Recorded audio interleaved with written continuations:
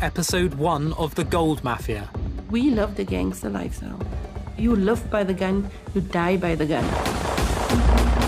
The biggest challenge Zimbabwe now faces is the gold mafia. Al Jazeera's investigative unit infiltrates the rival gangs that control Africa's gold. As long as you grease the wheels in Africa, there's no issue. Smuggling.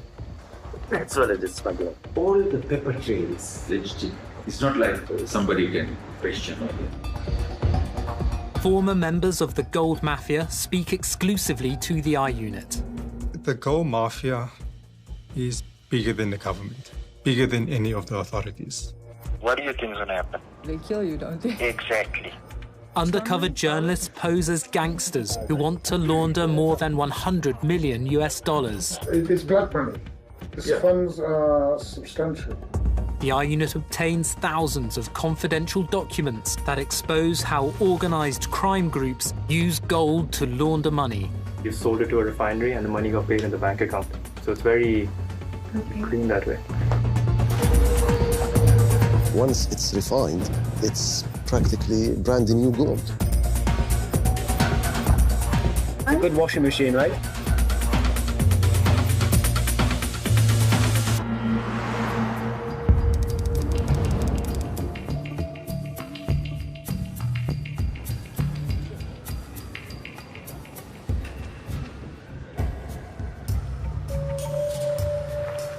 The money to be invested, yes. It's not in the books in Hong Kong or China. It is black money. These funds are substantial. Is it 100 million? Is it 50 million? Is it 10 million? Is it 20 million? Is it... It's more than 100. Okay. Kamlesh Patney is one of Africa's most notorious gold dealers. He calls himself Brother Paul after founding his own church. We try to move our money to find investment overseas. Mr. Stanley leads the I Unit's undercover team. They're posing as gangsters who need to launder dirty cash from China. It's very important to get the right person. Yeah. That's the starting point. That's right? it, yeah. I'm going to give it to you in a very crude way. As a way of explanation, they're looking for a hawala system. Yes. To get the money out. Yeah, sure. Johnny is posing as a black market trader, our hawala man, who moves money across borders without using banks. And the hawala system is based on trust. Trust and connections. Yes. But we need advice. Base. Infrastructure. Yes. Yeah, We sure. invest in you. Yeah, if you're... Because you have all the connections. Structure already. No, if you have the trust... Patney claims to have the trust of Africa's leaders. Glory be to God, yeah. This is the President Mugabe. Oh, Mugabe. This is me. I got the award as Lifetime Africa Achievement Award. This is Uganda. That's you. This is me. Patney was made a peace ambassador by the Kenyan Council of Elders. This is the President of Kenya, Kibaki. This is the King from Ivory Coast. This is the President of South Africa at that time, Zuma. That is, of course, the AU, Africa Union Chairman that time. You know him, the Libyan President, Gaddafi. He crowned the Libyan leader, Muammar Gaddafi, as the King of Kings of Africa.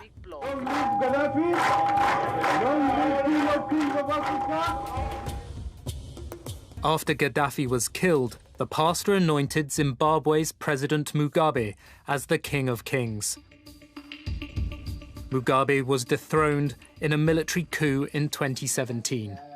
His successor is Emmerson Mnangagwa. Today, we are witnessing the beginning of a new and unfolding democracy for our country. President Mnangagwa is using a UN climate change conference to attract foreign investment. Zimbabwe is open for business. Oh, His presidential envoy is also at the conference and agrees to meet undercover reporters. Zimbabwe is like really open for business when we say these things. Okay. He says he has the president's authority to make a deal with Mr. Stanley. The name is plenipotentiary. Pleni simply means full, potential means power, so full power. That means I can sign contracts, I can sign treaties with the government without the president getting involved. And then they will be binding. Hubert Angel is Zimbabwe's ambassador at large to Europe and the Americas. He's part of what we call the diplomatic mafia. He's also a self-proclaimed prophet.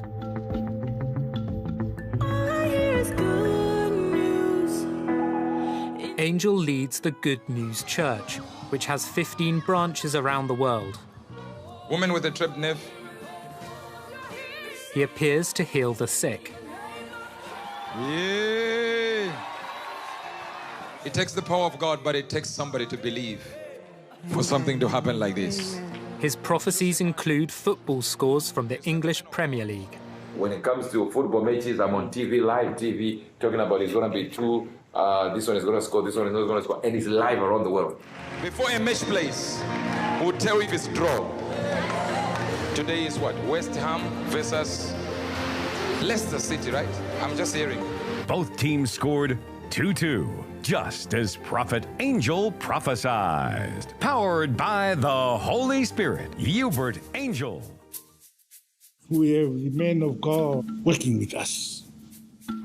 President Mnangagwa appointed Angel to one of the country's highest diplomatic posts.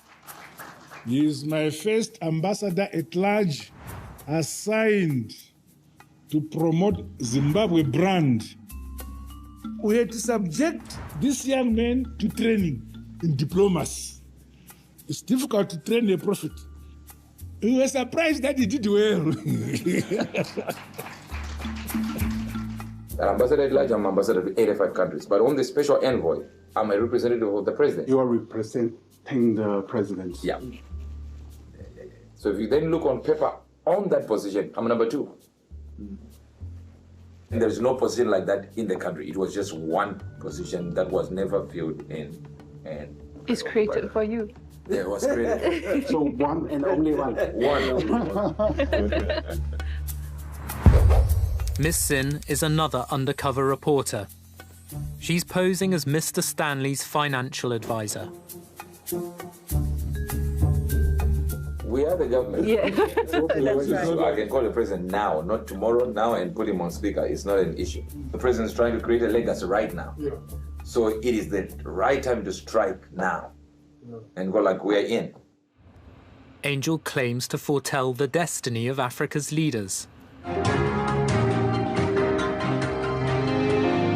4 days before the Ghana presidential elections, Prophet Hubert Angel gave the word of the Lord, declaring the outcome.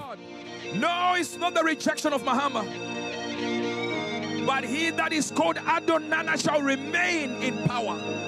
And you want to know what will happen in the election in Zimbabwe? How many times have I spoken about it?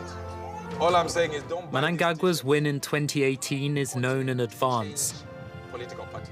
There's no point supporting the opposition. Don't waste your time wearing all these t-shirts and regalia and meeting people at these conferences and these meetings. Just concentrate on Jesus, eh? You waste your time. Mnangagwa will also win Zimbabwe's next election. The deal to launder Mr. Stanley's money is safe. Okay, let me just say, don't worry. You're the president. Don't worry about it. This president will be president until he dies. That's what that's a lot. I get your word.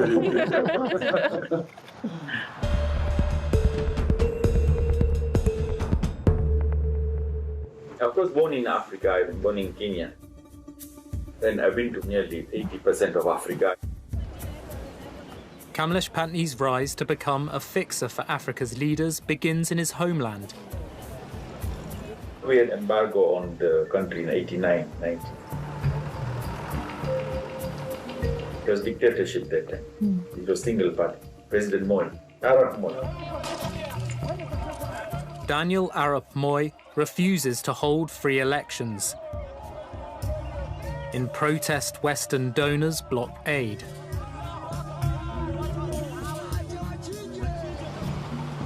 Patney then has a chance encounter. I was just 24 years old. I was buying a suit in Nairobi and I met Director of Intelligence. Then I told him about gold. I said, look, there's so much gold flowing through Kenya, but it's nothing Kenya is benefiting, it's not the gold. Patney tells the intelligence chief he has a solution. I said, I can create 500 million, every year from this if you do a proper license of this gold.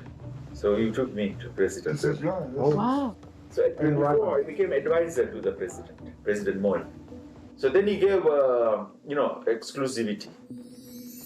Patney's company, Goldenberg International, is granted an exclusive license to export Kenyan gold. Instead, gold from what is now the Democratic Republic of Congo is smuggled into Kenya.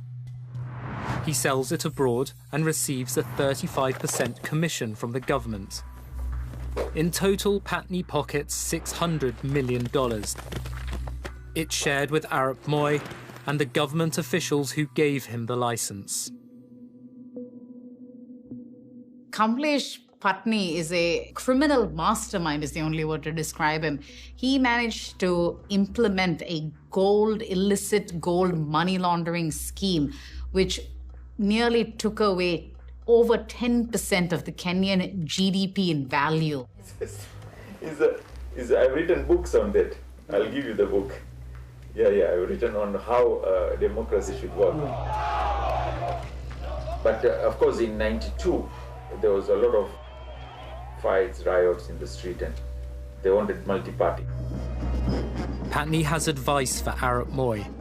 His money will buy support for the president and weaken the opposition. Just make it multi-party. Because the money is with you, you'll still win. But just for the show. I helped the president to survive. Arap Moi retires after 24 years as president. Opposition came in, then they discovered me. They said, who is this young person who kept the president in power and win the election? Then they fought me. Patney appears in court, charged with fraud. At one point, he seems to be ill. Years later, the trial collapses, and he's never convicted. You're a thief! This guy's a thief! He stole billions of taxpayers' funds. Shame on you!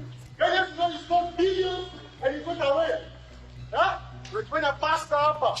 You're a thief! This is just going to enrage me, I know this. The Kenyan courts went after him for nearly 13 years. He was acquitted of all charges scot-free. He moved to Zimbabwe to reinvent himself, found new religion, started his own church. Glory be to God. I'm the one who now again changed Zimbabwe. Today the country is where it is because of the efforts we put in. Otherwise the currency would be useless. In 2008, hyperinflation ravages Zimbabwe's economy. The central bank prints notes valuing billions in local currency. Zimbabwe's financial collapse follows sanctions imposed by the United States and Europe. The West punishes Zimbabwe's leaders for rigging elections and imprisoning opposition politicians. We believe that Zimbabwe should not be a part of the international financial system. That means that they can't transact in dollars, so you have to figure out other ways to do that. And the way to do that is to turn your currency, for example, into gold. Because then you can move across the border with gold and it's not hitting the international financial system at that point in Zimbabwe. With gold, you can just shape-shift. You can move the gold without someone tracking it. So for a lot of autocratic governments, it is, I think, a trend that makes sense. It's much harder to enforce sanctions around it. Patney makes deals with Zimbabwe's sanctioned leaders, which he claims help its people. Right now, they are quite, stable, they're happy, they are recovering well.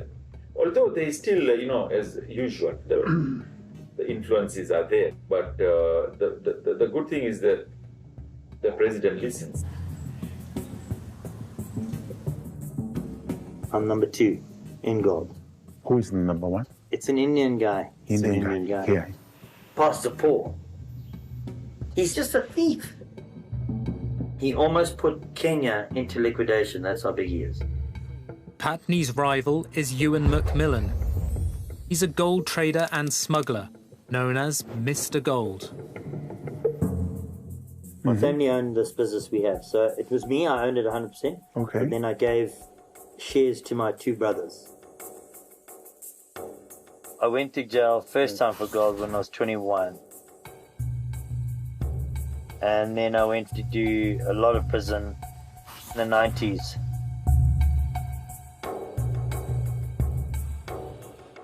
Zimbabwe's gold exports are worth up to $2 billion a year. It's a cash business. There's a lot of cash that we need to get out of long-term account because we don't want to leave it there. Holy There is an opportunity, a hell of a big opportunity to wash money here. You can wash That's what we're looking for. You want US dollars in a bank account, which would be better to have a bank account in Dubai, US dollars. So then the best thing is to meet my partner from Dubai. And he knows how we do things here. And then he can help you with how you can bring the money here, no problem. I can give my partner gold in Dubai and he can just pay you anywhere in the world. So I need him to come up with a plan of how to wash the money. And he's clever.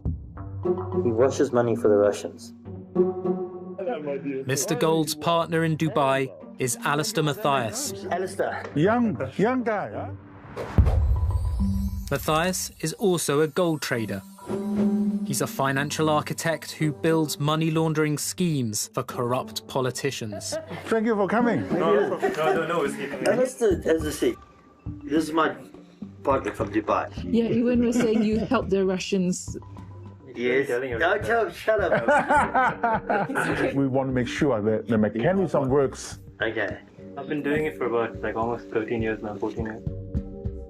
Matthias offers to launder Mr. Stanley's money through his gold trading network across Africa. Ghana I do 1 ton, so I do $40 million every month out of Ghana. This region I do probably like about 500 to a ton again. Yeah. So I do roughly about $70-80 million every month. So we can export from Zambia, I can export from South Africa. We have a company in Zambia, Angola, Mozambique. We can export from anywhere.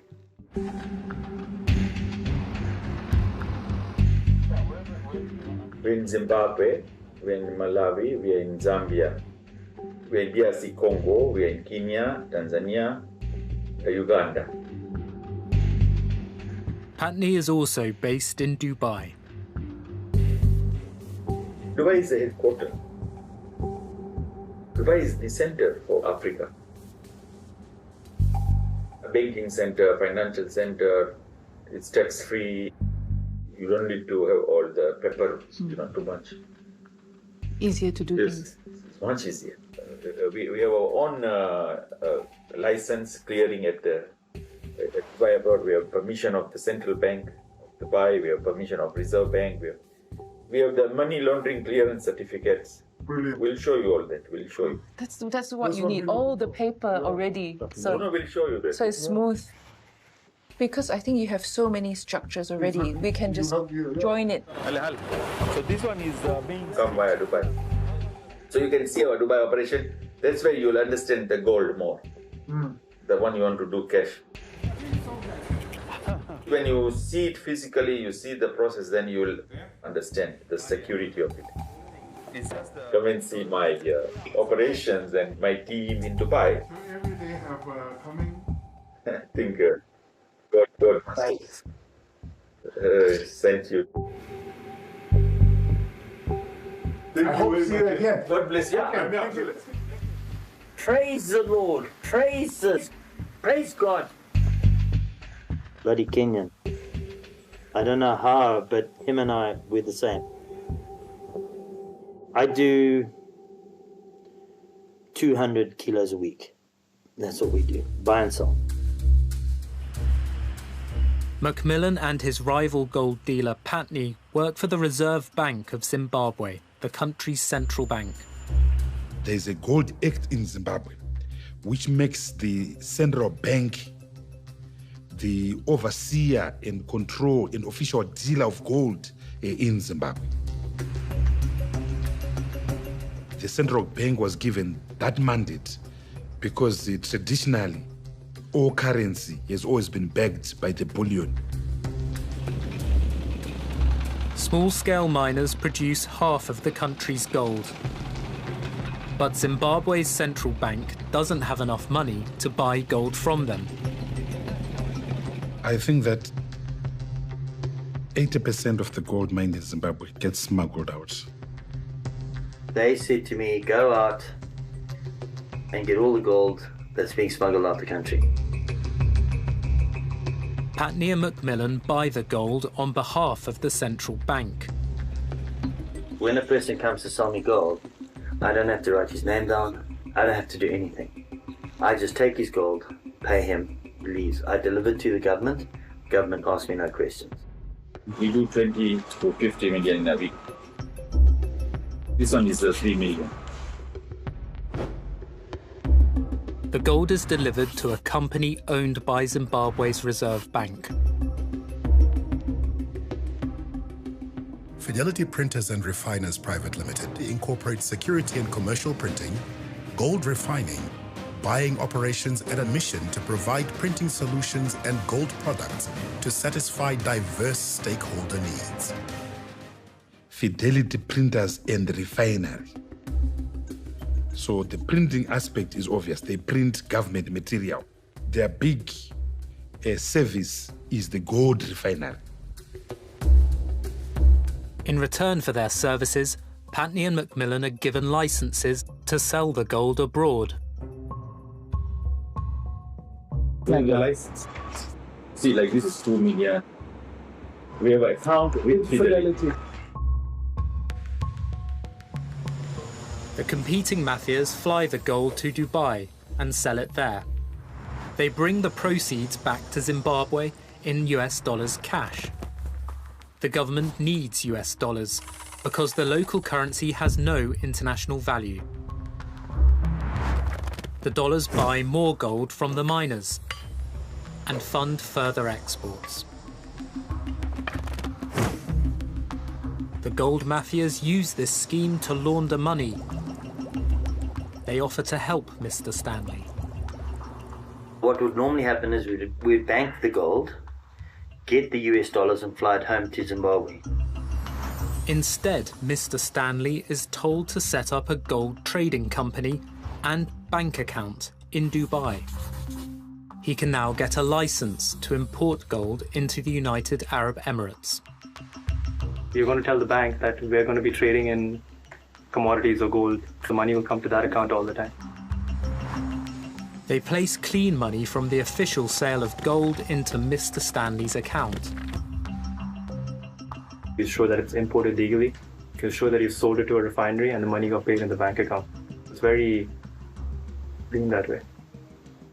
And now you have access to that money. That's your money. And then you're going to give us the US dollars cash from Hong Kong. We're going to come back with that. Mr. Stanley's dirty money will be given to the gold mafia's couriers to bring to Zimbabwe. At Harare Airport, the dirty cash is declared as the proceeds from the sale of gold. Once declared, it is clean. Everything appears legal with the right paperwork. Here. There is 1 million cash. US dollars. Yeah, The proceeds of the gold export will, in effect, be counted twice. Declared as clean in Zimbabwe and in Dubai. I bring back the cash. That's how I buy the gold again. And the money laundering cycle starts all over again. The only illegal thing is you giving me the US dollars out of Hong Kong. But they don't know that. Yeah, it's extremely sad. It's extremely sad.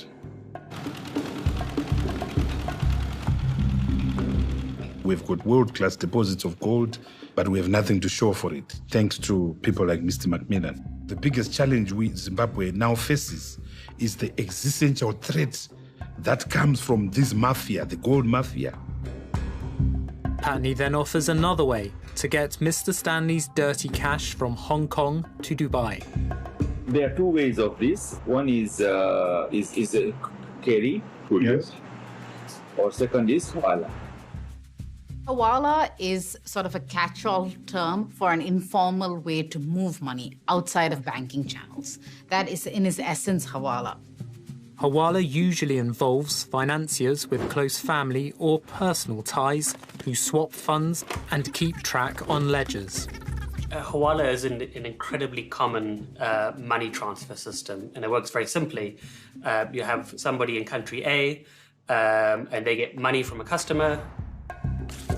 Let's say you want to send $100. In our case, Patney's Hong Kong agent would take Mr. Stanley's dirty $100 bill. They will mark it on their ledger as money received. They'll send a message to their counterpart saying, "We received this money, please pay out the same amount." Another member of Patney's hawala operation in Dubai would pay Mr. Stanley $100. So $100 isn't actually physically sent, but on the other end, there's sort of a settlement of accounts done. The two hawala agents balance their books over time as customers send money in both directions. On the one hand, it is a legitimate mean, sometimes the only mean for economic migrants to move money, but it can also be used as a way for criminals and criminal enterprises to evade detection through the banking system.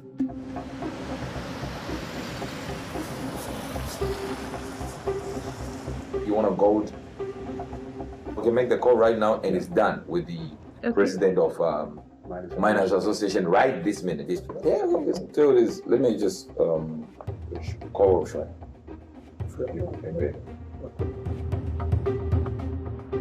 Henrietta Rushware heads Zimbabwe's Miners Federation. She's also the president's niece. I've got my people here. Hey, shut up and listen.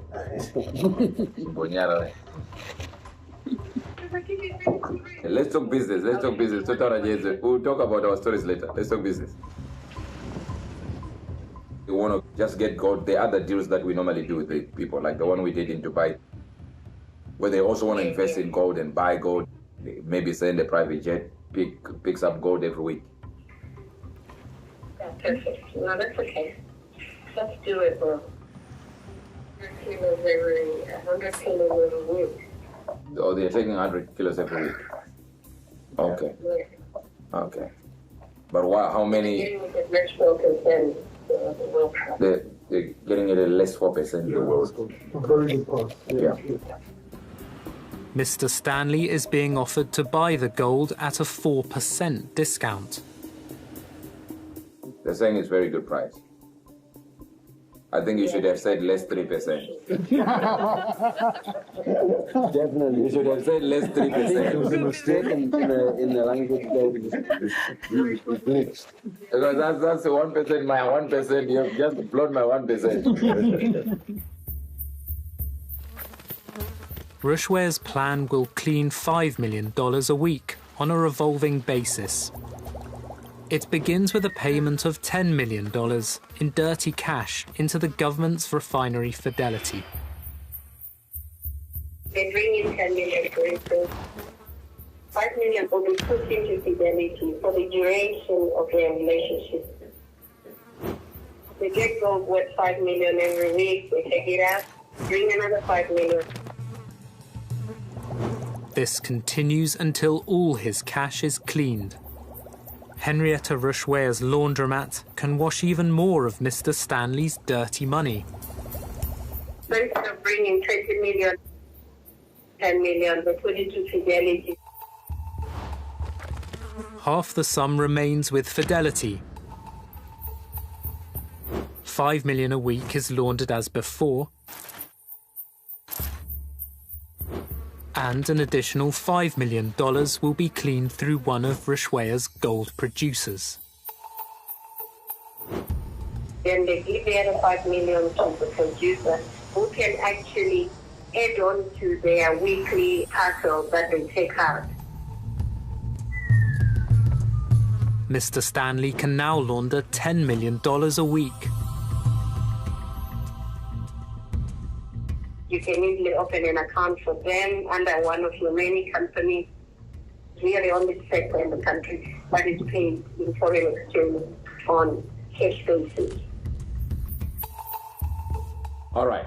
So when we finish, I'll call you again, then we talk. Hope you will be available. Always available. If it's here, I'll make your disposal. Thank you, sis. The ambassador has a local partner in mind for Mr. Stanley. It's called Billion Group that I own. He is also part of Billion Group. So Billion Group is in Zimbabwe, operating in Zimbabwe, so that when you want a venture, you don't go for someone you don't know. Angel is in Glasgow with President Mnangagwa for the UN Climate Change Conference. Angel offers Mr. Stanley a meeting with the president. We're working on your meeting with him. He's at the meeting right now, so he finishes around 7, 8, 9. Mnangagwa claims that sanctions hinder Zimbabwe's commitments to a greener economy. The removal of the illegal sanctions imposed on my country will undoubtedly enhance the timely achievement of our commitments. Sanctions limit the ability of Zimbabwe's politicians and state entities to trade. This country has sanctions. So the country can't sell the gold anywhere in the world. So an individual can sell it because he doesn't have sanctions. Macmillan has family ties to another businessman involved in assisting the government to break sanctions. He bankrolls this whole country. He phones up the governor, the Reserve Bank governor. Hi, I want a meeting. Okay, fine. What time? Free at 11. I'm coming 11. Okay, fine. He owns one of South Africa's largest cigarette manufacturers. He has a brand named after him. Simon Rudland runs his own mafia through his company Gold Leaf Tobacco. He's known as the boss. He's massive. He is one mother, my friend. You have no idea how big he is. Rudland exports more gold than Macmillan and Patney and has a different deal with the government. He's connected to Zimbabwe's ruling elite. His business partners include a retired general, a former sanctioned energy minister, and Mnangagwa's former Minister of Foreign Affairs. An ex-Minister of Mines buys a company from Rudland for over $800,000.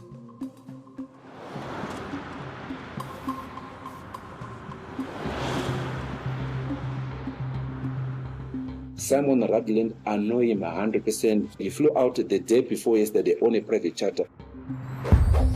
Moses Nango works for South African Airways at Harare Airport. He offers to help the I-Unit's undercover team to smuggle gold.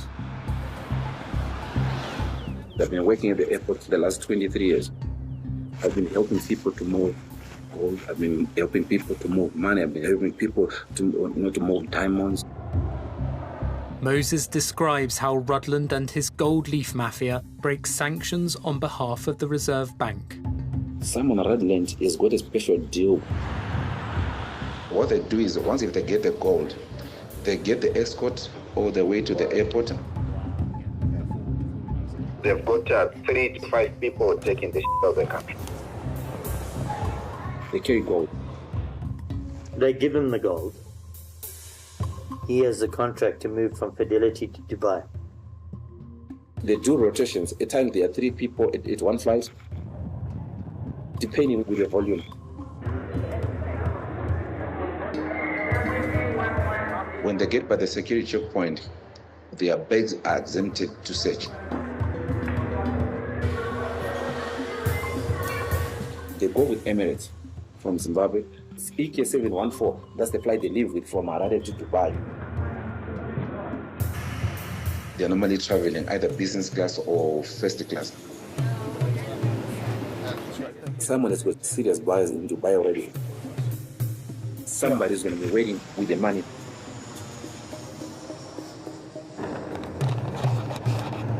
The couriers exchange the bullion for cash and take the next flight back to Harare. The same flight they left with, that's the same flight that they come back with. EK713 when it's leaving Dubai. The couriers pass through immigration at Harare Airport.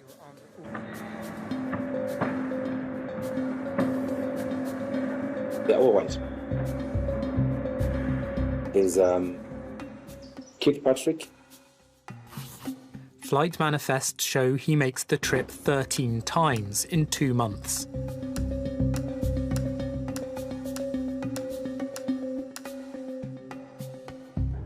An I-Unit surveillance operation observes Rutland's couriers at work.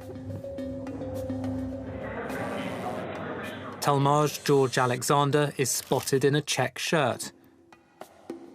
He flies to Dubai 7 times in the same period. Terence Ian Keith is carrying a black briefcase. His name appears on flight manifests 9 times in 2 months. Airport officials are waiting in Harare. Johannes Swan. They greet Johannes Swan as he arrives.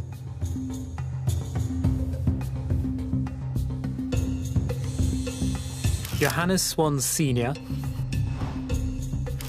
and his son Johannes Jr. appear on flight records a total of 10 times. There's Peter Bowen. Peter Bowen travels 10 times during the same 2-month period.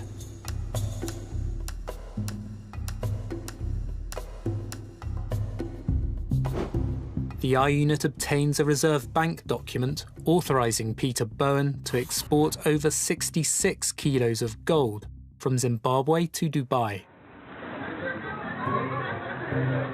The surveillance team follows him.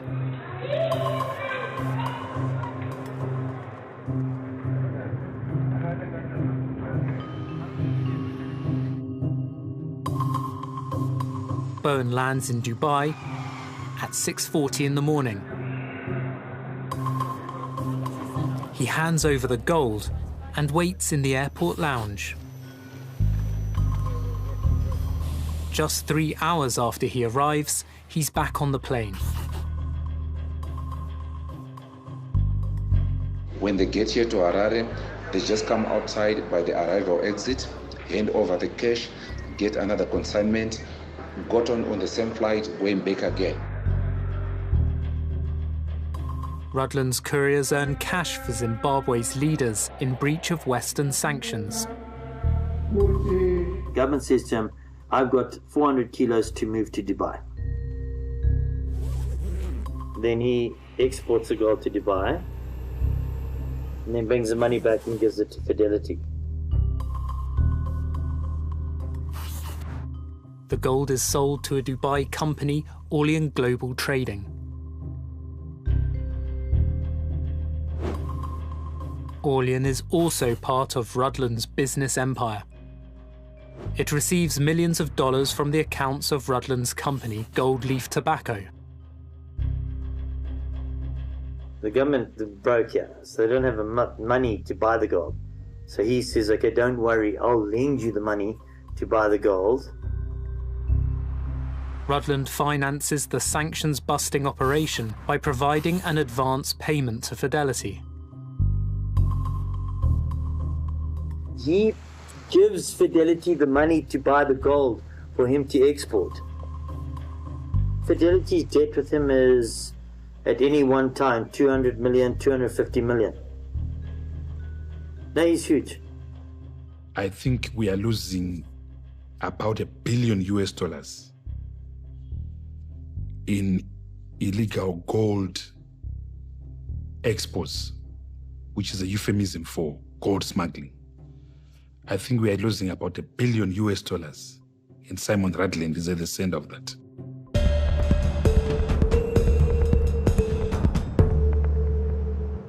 This is Dimitro. Hello. Undercover reporters meet one of Kamlesh Patney's couriers. He's a guy from Zimbabwe. He's the one who flies. Dmytro Abakumov travels regularly between Dubai and Harare. He's also a director of one of Patney's companies in Zimbabwe. Our surveillance team observes him at work in Harare Airport. We have to have a lot of documentation to be allowed to handle this. A letter from Fidelity to Dubai Customs names Dmytro and a relative of Patney as couriers. It authorizes his company, Susan General Trading, to carry $3 million cash a week into Zimbabwe. The Reserve Bank announces that Susan's jewelry and gold exports are the country's top US dollar earner. Susan has developed a network that gives it financial clout, generating $168 million in 2020. Susan's business is considered so valuable in generating hard cash for Zimbabwe that the government pays it a bonus worth 18% of its exports. But documents obtained by the I-Unit reveal that it's all part of Patney's latest gold scam. We tracked down one of his former accountants. He exports jewelry and gold bar to Dubai or rest of the world. In the exchange, he has to bring foreign currency to Jim. On paper, he's bringing money to Jim. When Patney's couriers return to Harare from their Dubai trips, they declare their cash at the airport. Anyone bringing currency has to declare at the airport with the form 47 that generally we call blue form. Sometimes they're bringing some cash from there and they declare it, but amount is less. Sammy worked at one of Patney's businesses in Harare. We've concealed his identity. They're not declaring actual amount. They're bringing like 50,000, sometimes 100,000, but they declare as like 1 million and 2 million. One blue form records Patney himself bringing $1.2 million in cash. The money is the proceeds of jewelry sold in Dubai. But Patney doesn't bring $1.2 million back to Zimbabwe. They give bribe to the custom guy there. They tell them to stamp their blue form, put the amount there, that they are bringing 1.2 million, but actually he did not bring that 1.2 million amount. Raj records the actual amount returned by Patney in his ledgers.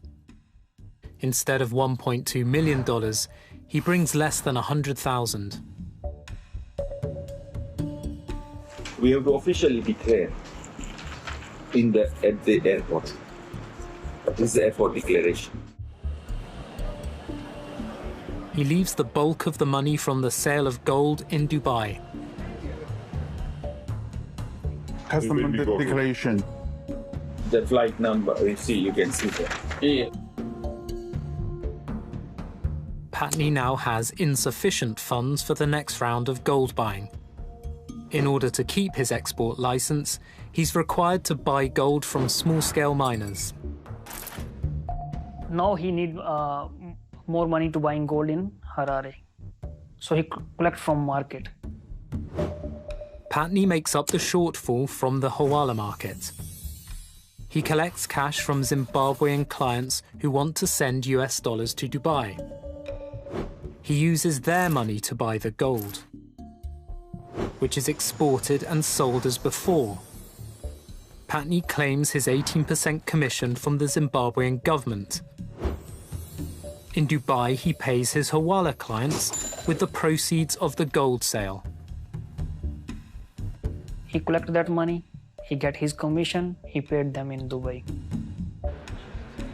The much-needed hard cash doesn't enter Zimbabwe's economy. With the gold export, Kamlesh Patney pretending that he's helping the country with the foreign reserve. He's not bringing any foreign currency inside the country. He's taking all foreign reserve outside the country. So he's just making fool of the people around him, the government officials.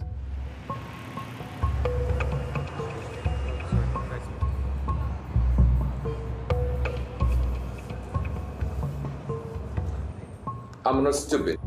I have 2 degrees in finance. So I've done a lot, okay?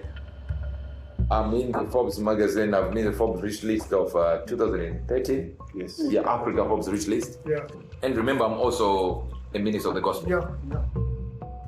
We will bring the capital, the cash. Basically, we want to invest the money. Yeah, and What Mr. Stanley is saying is it's money that cannot be declared in the country of origin. We've already discussed it. That we don't want to talk about. But we have the blessing and it won't get us in trouble. Trust me, I did this, okay? This is what I told you. And we got that. Okay. This is going to be how much? At the beginning, at least 1 million something. 1 billion? Yeah. Now, we have done maybe for 200 million, 300 million, but we have not done for 1 billion per se. Angel and his assistant take Mr. Stanley aside. What I'm telling you, I'm the second largest diplomat in the country. Do you know I can carry him in a bag and nobody's allowed to touch his bag? I can carry him in a bag and nobody touches the bag. Right now I can mix a bag like this with 1.2 billion and put a red tape written diplomat. That's it. He'll use his diplomatic cover to fly Mr. Stanley's $1.2 billion into Zimbabwe. So it's a very, very easy thing. It will land in Zimbabwe. Zimbabwe can't touch it. Yeah. Until I get to my house. Yeah. Yeah, you can understand. Oh, okay. So you can be a diplomatic player.